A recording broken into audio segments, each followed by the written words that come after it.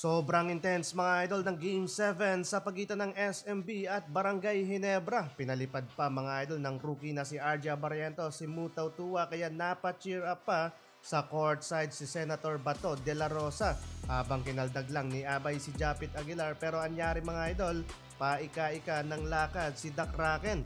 Mula sa Smart Araneta Coliseum, parehong do or die game mga idol ang laban at dito na sa Game 7 magkakaalaman kung sino ang aabante sa finals at naghihintay nga dyan mga idol ang TNT Tropang 5G. Well, eto opening ng frame, nakakalak agad mga idol ang SMB mula sa outside shooting to take the first field goal sa laban. Mas exciting mga idol ang laban, suportado nga ng reigning KBL champion na si Carl Tamayo ang matinding bakbakan. 5-0 run mga idol ang ginawa dyan ng SMB at kabilaan ng maagang turnovers. Under 8 minutes nakakasagot natin ang Ginebra mula sa 3-pointer ni Jamie Malonzo. Nagbabawi mga idol sa naging maalat na performance niya sa Game 6. So far mga idol, halfway ng quarter, parehong low scoring ang naitala ng SMB at Ginebra. Parehong tight defense ang pinapakita ng dalawang magkapatid. Yun nga lang, mas nakakarami na mga idol ng turnovers dyan ng Barangay Ginebra. Pasalamat at hirap ding ma-convert ng SMB into field goal.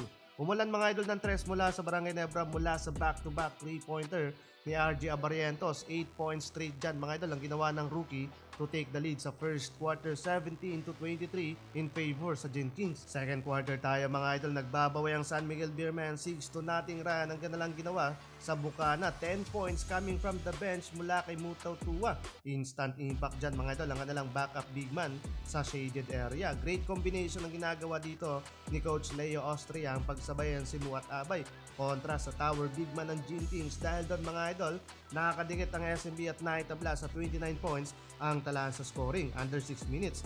Halfway ng quarter, outside shooting mga idol ang pumapatay sa momentum ng kalaban ng Barangay Ginebra habang inalat mga idol ang SMB na may mababang 6.7% from the 3-point line. Pero bago magtapos mga idol ang first half, last minute nakaka-recover pa ang SMB at nakalamang ng 1 point, 44-45 and the first half. Though may slight tear sa injured calf na iniinda si Junmar Fajardo, maganda pa rin yung nagiging output niya dyan ni Dak Raken na may double-double performance na sa laban.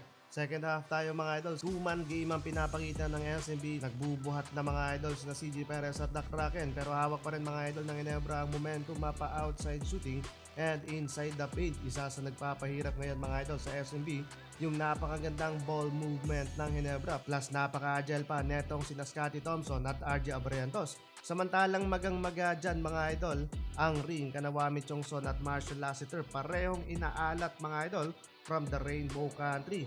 CJ Perez naman creating his own bucket and score plus kayod kalabaw mga idol si Junmar Fajardo kahit may iniinda. Sa dulo ng laban na to mga idol, muling magbabalik sa Philippine Cup Finals ang San Miguel Beermen. Redemption campaign to mga idol ng SMC kontra sa MVP Group.